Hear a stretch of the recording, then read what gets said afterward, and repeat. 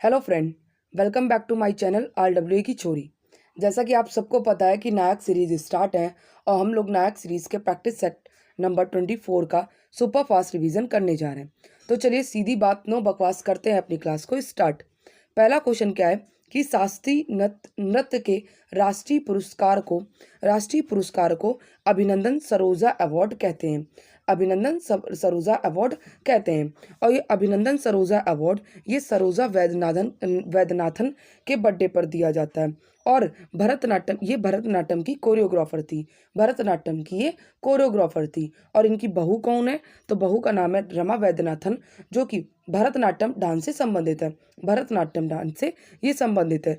और 2021 में सरोजा वैद्यनाथ जो अभिनंदन सरोजा अवार्ड है ये किसे प्राप्त हुआ था? तो अपर्णा सतीशन को, जो कि कुचिपुड़ी और भरतनाट्यम से संबंधित है।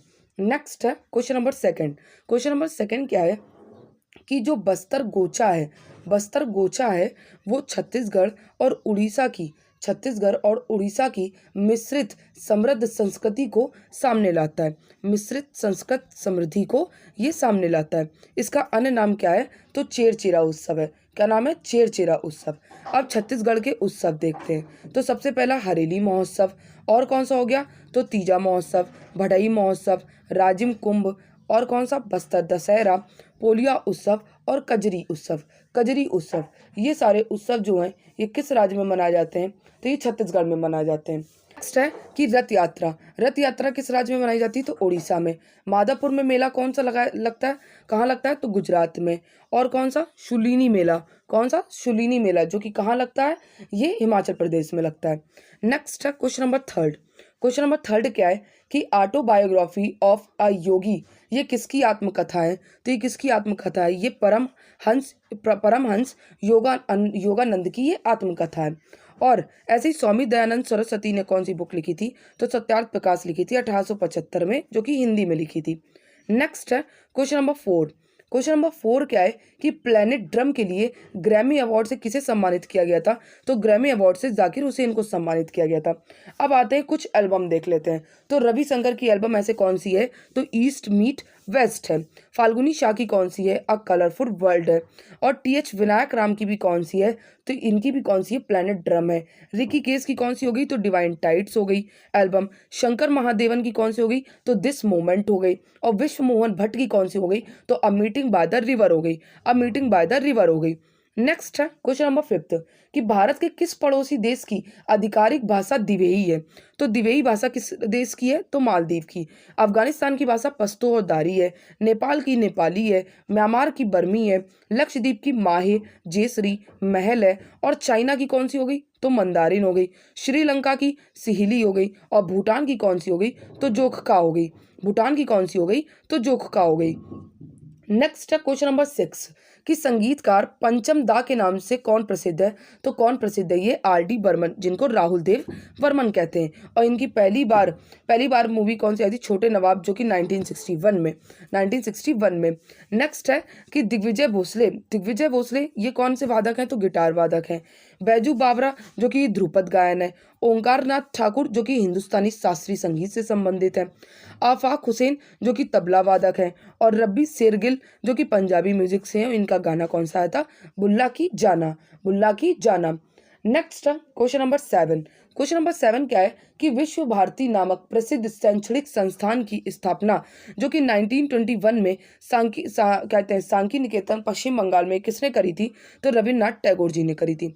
इनकी उपाधि क्या थी? तो इनकी उपाधि गुरुदेव की थी। इन्हें नोबेल प्राइज 1913 में मिला था। नाइटहुड की उपाधि इनको 1950 में, जो कि किसने दी थी? तो ब्रिटिश गवर्नमेंट ने दी थी। और इसको लौटाई कब थी? तो 1919 में रविन्द्रनाथ टैगोर ने इसको वापस कर दिया था।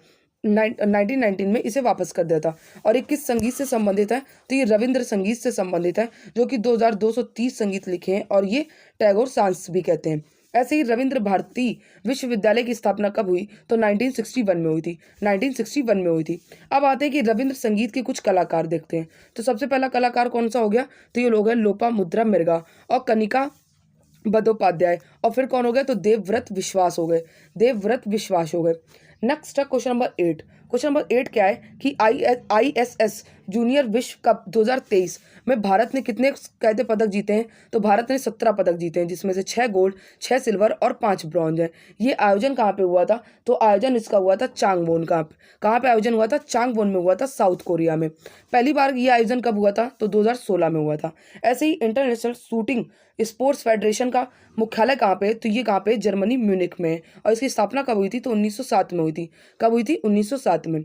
नेक्स्ट है क्वेश्चन नंबर 9 कि भिटारी मंदिर। भिटारी मंदिर ये किस राज्य में स्थित है? तो ये यूपी में स्थित है। ऐसे ही बिहार में महाबोधि मंदिर स्थित है। कहते विष्णु पद्म मंदिर स्थित है। ऐसे ही उड़ीसा में कोणार्क मंदिर स्थित है, जो कि सूर्य को समर्पित है। लिंगराज मंदिर जो कि शिव को समर्पित है।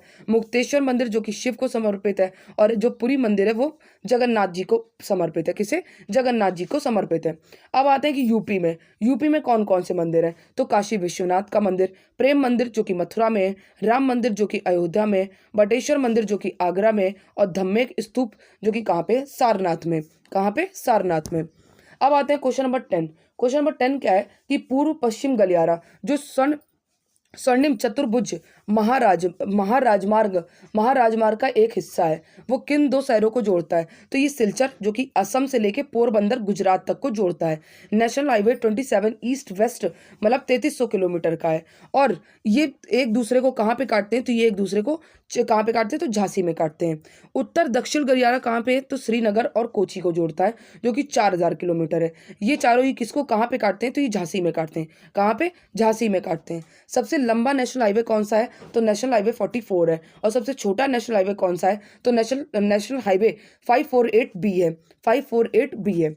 नेक्स्ट है क्वेश्चन नंबर 11 कि राज्य के महाधिवक्ता को कौन हटाता है? तो किसके द्वारा हटाया जाता है? तो ये गवर्नर के द्वारा हटाया जाता है।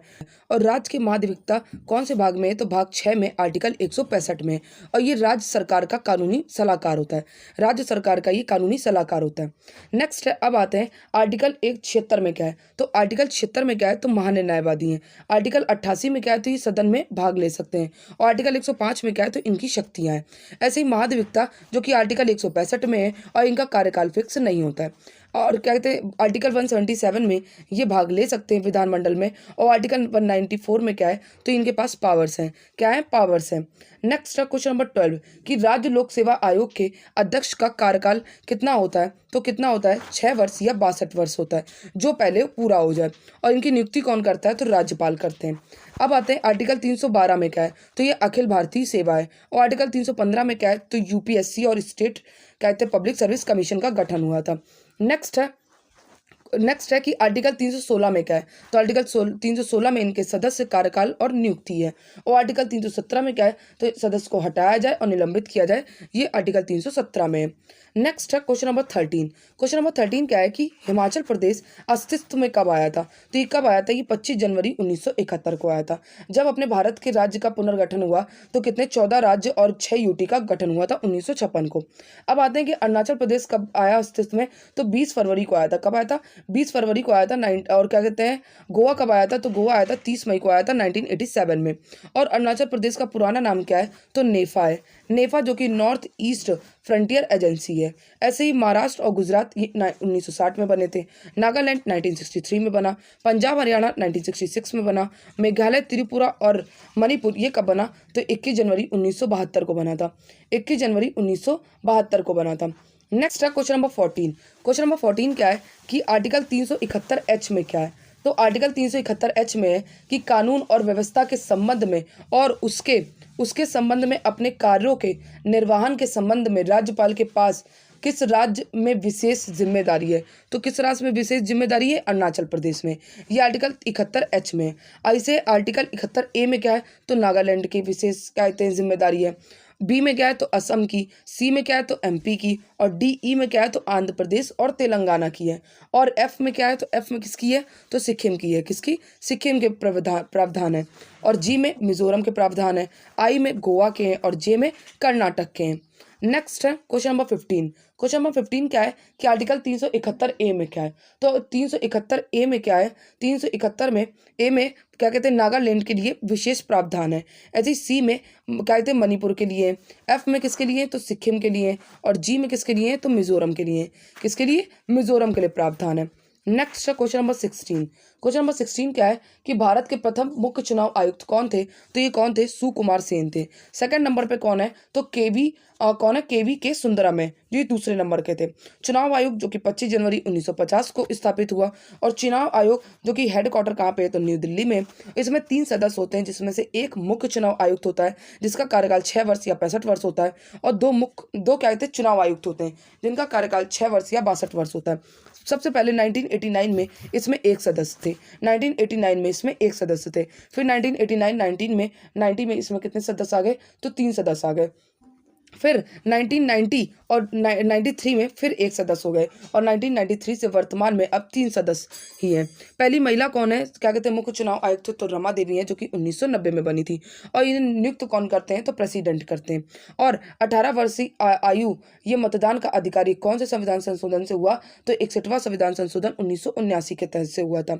ऐसे ही वयस्क कहते हैं मताधिकार कहते हैं ये कौन से आर्टिकल में? तो आर्टिकल 326 में, आर्टिकल 326 में।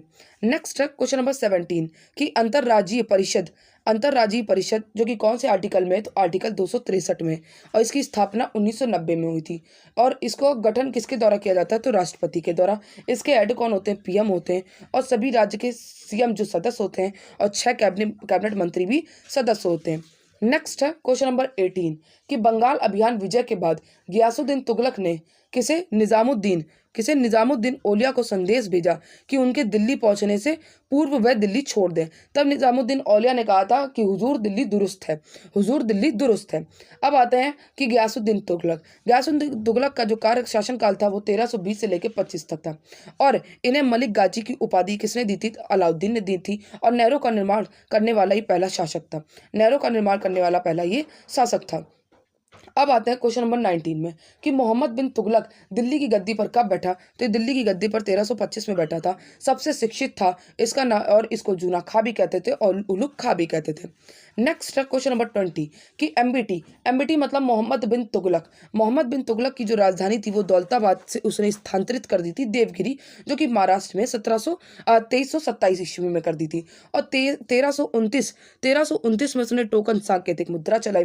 खुरासान अभियान 1330 में किया था, 1330 में किया था। और कौन सा कहते हैं? कराचित अभियान इसने 1331 में किया था। 1333 में इसी के काल में इब्न बतूता आया था, जो कि कहाँ से? मोरक्को से आया था। इसने किताब लिखी थी, किताब उल रेहला। क्वेश्चन नंबर 21 क्या है कि दीवाने खैरात और तथा दारुल शफा की स्थापना ही किसने करी थी? तो फिरोज शाह तुगलक ने करी थी। किसने करी थी? तो फिरोज शाह तुगलक ने करी थी। नेक्स्ट है कि जीएसटी का जो शासनकाल था वो 1320 से लेके 25 तक था। एमबीटी का 1325 से लेके 1351 तक था। फिर फिरोज शाह तुगलक का शासनकाल का कितना रहा? तो 1351 से लेके 88 तक रहा। इसका नाम क्या था? तो कमलाद्दीन फिरोज शाह तुगलक था। इनकी माता का नाम क्या था? तो बीबी जैला था, और इसे सल्तनत काल का अकबर कहते थे, और सिकंदर लोदी और औरंगजेब का अग्रमामी भी कहते थे। और इसने 24 टैक्स को खत्म किया था। एक था कौन सा? खराज टैक्स जो भूमि के लिए, जखात टैक्स जो मुस्लिम के लिए, जजिया टैक्स जो कि ब्राह्मण के लिए, और खुक्स टैक्स जो कि लूटपाट के लिए था। एक था इतलाक प्रथा, इसके समय में भ्रष्टाचार का समय था इसका, और सबसे ज़्यादा दास भी थे, और कहते डिपार्टमेंट थे दीवाने, कहते दीवाने बंदगान था। क्या था? तो दीवाने बंदगान था। दीवाने इतिहास था जो पेंशन के लिए था। किसके लिए? पेंशन के लिए था। नेक्स्ट है क्वेश्चन नंबर 22। क्वेश्चन नंबर 22 क्या है कि फुतुहात ए फिरोज शाही रचना का श्रेय स्वयं सुल्तान फिरोज शाह तुगलक को दिया जाता है। किसे दिया जाता है? फिरोज शाह तुगलक को दिया जाता है, जो कि दिल्ली का पहला सुल्तान था जिसने अपनी ऑटोबायोग्राफी लिखी थी। नेक्स्ट है क्वेश्चन नंबर 23 कि भारत का द्वितीय सबसे बड़ा झरना कौन सा है? तो बरेही पानी है। कौन सा है? बरेही पानी है। कुचिकल कितने मीटर का है? तो 455 मीटर का। ऐसे ही बरेही पानी कहाँ पे है? तो उड़ीसा में है, जो कि 399 मीटर है, और बुधवलंगा नदी पर है। फिर कौन सा है? तो नो कलिकाई है, जो कि खासी हिल्स पे है मेघालय में, और 340 मीटर का है, 340 मीटर का है। नेक्स्ट है क्वेश्चन नंबर 24 कि लद्दाख जो कि जिसमें कितने जिला 2 जिला है, और 31 अक्टूबर 2019 को ही बना। और जिसमें 2 जिला कौन कौन से? एक लेह और एक कारगिल है। कारगिल विजय अभियान कब हुआ था? तो 1999 में हुआ था। कब? 1999 में हुआ था। नेक्स्ट है क्वेश्चन नंबर 25। क्वेश्चन नंबर 25 क्या है कि बहुउद्देशीय नदी घाटी परियोजना को आधुनिक भारत के मंदिर किसने कहा था? तो ये किसने कहा था? ये जवाहरलाल नेहरू ने कहा था। ऐसे ही तुलबुल परियोजना जो कि झेलम नदी पर है, कहाँ पे है? तो ये जम्मू एंड कश्मीर में है। तिलैया परियोजना जो कि बराकर नदी पर है और कहाँ पे? झारखंड में। ऐसे ही भाखड़ा परियोजना जो कि सतलज नदी पर है और ये पंजाब और हरियाणा और राजस्थान का संयुक्त उद्यम है, जो कि इन सबको लाभ मिलता है इसमें। उकाई परियोजना जो कि ताप्ती नदी पर है गुजरात में। इडुक्की परियोजना जो कि पेरियार नदी पर है केरल में।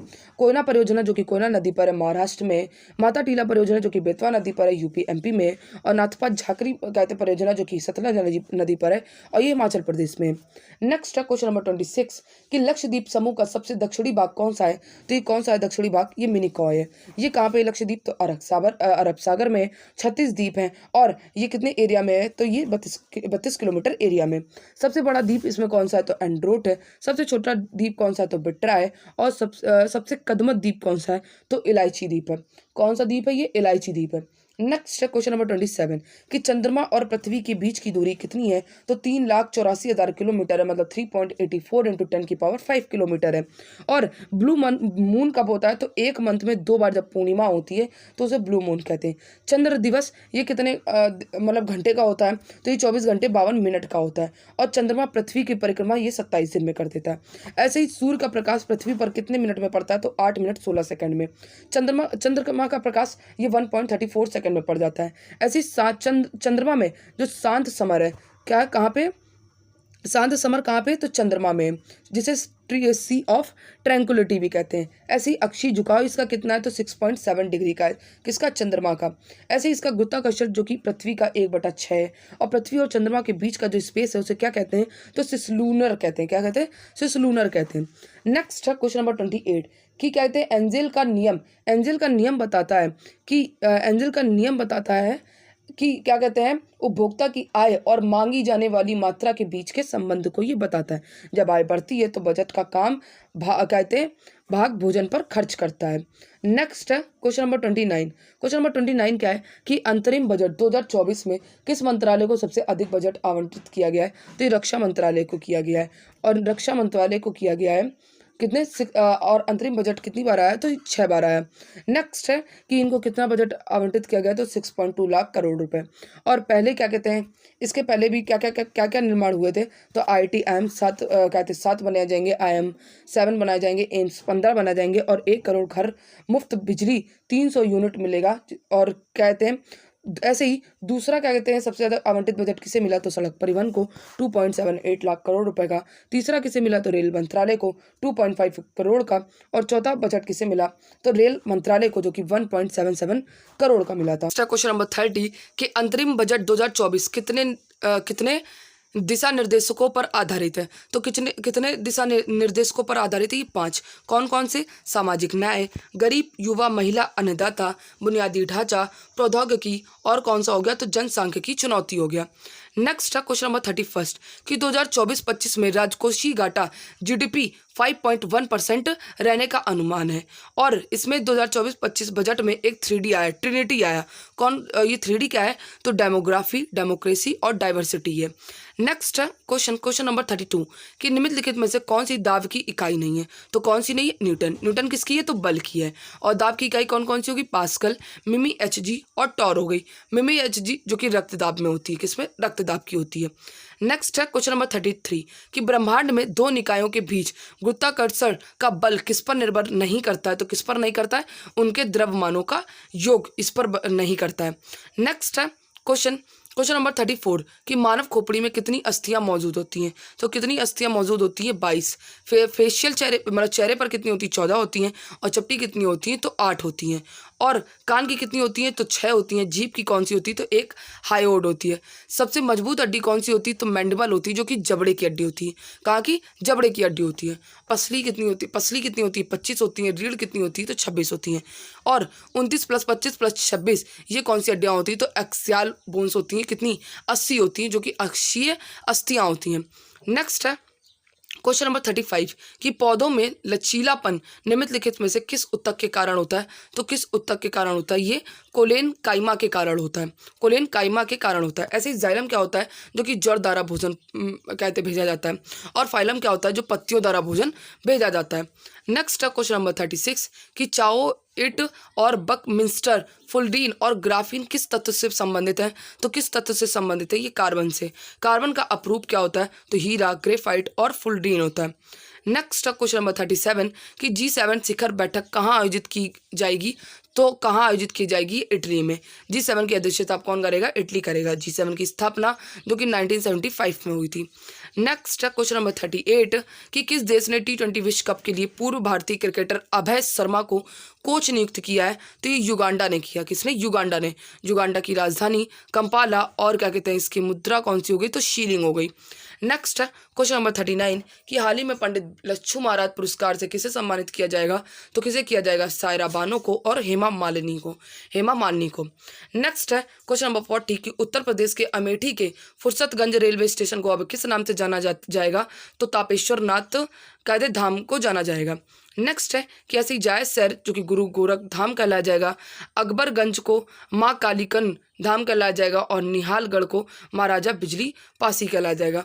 क्लास अच्छी लगी हो तो क्लास को लाइक एंड सब्सक्राइब जरूर करें। Thank you so much to all of you.